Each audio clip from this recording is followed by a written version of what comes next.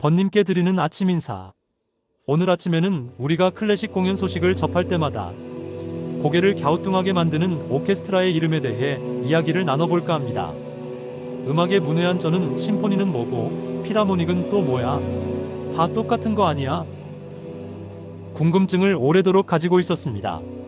오케스트라, 필하모닉, 심포니, 관현악단, 교향악단 이 용어들은 같은 것을 지칭하고 있는 것 같은데 왜 전부 다르게 쓰이는 걸까? 음악 해설가 송사비 선생의 설명을 재구성 소개해드립니다. 오케스트라. 가장 먼저 알아야 하는 단어는 오케스트라입니다. 오케스트라는 관현악단으로 관악기, 현악기 더 나아가서는 타악기가 포함된 연주단체를 총칭하는 말입니다. 더 짧게 설명하자면 관현악곡을 연주하는 단체를 오케스트라라고 부르면 됩니다. 바이올린 켜고 나팔 불고 북치는 악단입니다. 관현악단 vs 교향악단.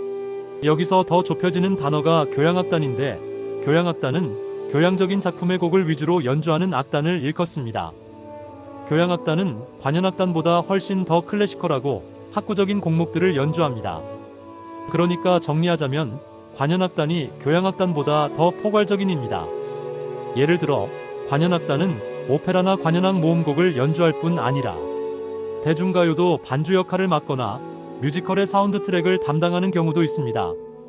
게임 음악이나 영화 음악을 연주하는 것 또한 관현악단이 하는 일입니다. 반면에 교향악단은 좀 더 정통 클래식에 가까운 보수적인 단체라고 생각하면 되겠습니다. 최근에는 대중들의 선호도가 고전적인 작품보다는 조금 더 이해하기 쉬운 가벼운 관현악곡이나 평소에 좋아했던 대중음악들로 옮겨가는 추세입니다. 그렇기 때문에 교향악단 역시 관현악단이 할 법한 연주 레퍼토리를 가지고 조금 더 대중화된 공연을 무대에 올리기도 합니다. 이를 통해 옛날만큼 두 용어를 예민하게 구분하지 않아도 된다는 것을 알 수 있습니다. 심포니 vs 필하모닉.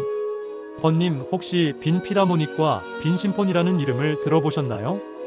같은 오스트리아 빈을 무대로 하지만 사실 이 둘은 완전히 다른 단체랍니다.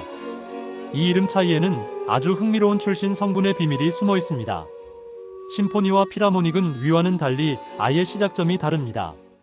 본디 클래식은 귀족 중심의 음악이었습니다. 좋아한다고 해서 아무나 향유할 수 있었던 취미가 아니란 이야기입니다. 필하모닉은 필, 사랑과 하모니어, 조화로운 소리에서 유래된 단어로 원어 그대로 해석해보자면 음악 애호가가 됩니다. 한마디로 원래의 필하모닉은 돈 많은 귀족들이 회원제로 운영하던 부르주아 오케스트라였습니다. 티켓을 아무나 구할 수 없고 가입을 위해 엄청난 회비를 내야 했으며 거둔 회비로 수준 높은 연주자를 섭외해 공연을 만드는 단체였습니다. 요즘으로 치면 최고급 사교 클럽에서 운영하는 악단이라고 보시면 됩니다. 반면에 심포니는 지역사회나 공공기관을 기반으로 만들어진 오케스트라였습니다. 티켓값도 필하모닉에 비하면 훨씬 저렴했고 티켓만 있다면 귀족이 아니라도 누구나 공연을 감상할 수 있습니다. 누구나 가서 즐길 수 있는 열린 공간이었습니다. 우리 구청이나 시청에서 운영하는 구립시립 교향악단과 비슷한 성격입니다. 이런 차이로 인해 과거에는 훨씬 더 많은 금액을 연주에 투자했던 필하모닉이 협연이나 지휘에 있어서 압도적으로 높은 위치에 있었음을 말해줍니다. 꾸준히 우수한 공연을 만들어 온 필하모닉의 역사가 현재에도 은근히 영향을 미치고 있다고 할 수 있겠습니다. 현대에는 어떻게 구분하나요? 요즘은 이런 구분이 많이 사라졌습니다. 서울시립교향악단도 대중적인 영화 음악을 연주하고 필하모닉이라는 이름을 가진 단체도 시민들을 위해 문턱을 낮추고 있지요. 하지만 이름이 주는 전통은 아직도 그대로 남아 있습니다. 베를린 필하모닉 하면 우리는 역사와 전통이 깊은 세계 최고의 민간 악단이다 라는 자부심이 대단합니다. 런던 심포니은 우리는 대중과 호흡하며 영화 스타워즈 음악까지 섭렵하는 실력파다 라는 유연함을 자랑합니다. 이렇게 이름 뒤에 숨은 뜻을 알면 공연 안내문을 보실 때 아, 이 단체는 뿌리가 이렇구나 하고 한 번 더 눈길이 가실 겁니다. 세계 3대 교향악단 이야기. 시대와 기준에 따라 조금씩 다르지만 클래식 애호가들이 전통적으로 꼽는 세계 3대 오케스트라는 보통 다음 세 곳입니다. 오스트리아의 빈 필하모닉. 세계에서 가장 콧대 높은 악단입니다. 180년 넘는 전통을 자랑하며 지금도 단원들이 민주적으로 운영하는 자치단체입니다. 재미있는 이곳은 1997년까지 여성 단원을 단 한 명도 받지 않았을 정도로 보수적이었습니다. 우리의 소리는 남성적인 힘에서 나온다는 고집 때문이었죠. 지금은 여성 단원들도 활약하고 있지만 여전히 그들만의 독특한 부드러운 음색빈 사운드를 지키기 위해 빈에서만 제작된 특수한 악기들을 사용하기도 합니다. 독일의 베를린 피라모닉. 빈 피라모닉의 유일한 라이벌이자 현대 오케스트라 중 가장 완벽한 기량을 가졌다고 평가받습니다. 과거 황제라 불린 지휘자 헤르베르트 폰 카라얀이 34년 동안 통치하며 세계 최고의 브랜드로 키워냈습니다.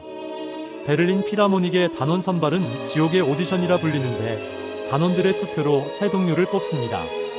실력은 기본이고 기존 단원들과 성격까지 잘 맞아야 해서 합격자가 나오지 않아 몇 년씩 공석으로 두는 자리도 있을 정도입니다. 네덜란드의 로열 콘세르트 헤바우. 앞선 두 팀에 비해 이름이 조금 생소하실 수 있지만 2008년 세계 평론가들이 뽑은 1위에 오르기도 한 저력 있는 악단입니다. 콘세르트 헤바우는 네덜란드어로 콘서트 건물이라는 뜻입니다. 즉, 전용 공연장의 이름이 곧 악단의 이름이 된 것이죠. 이 공연장은 신발 상자처럼 생긴 슈박스 형태인데 소리가 너무나 아름답게 울리기로 유명합니다. 이 악단은 벨벳처럼 부드러운 금관악기 소리가 일품이라 벨벳 소리를 내는 악단이라는 별명이 있습니다. 맺으며 사랑하는 번님, 이름이 무엇이든 그들이 연주하는 음악 안에는 수백 년의 역사와 감동이 고스란히 담겨 있습니다. 이번 주말에는 TV나 라디오에서 흘러나오는 오케스트라 선율에 귀를 기울이며 왕이나 귀족이 된 기분으로 우아한 차 한 잔을 즐겨보시는 건 어떨까요?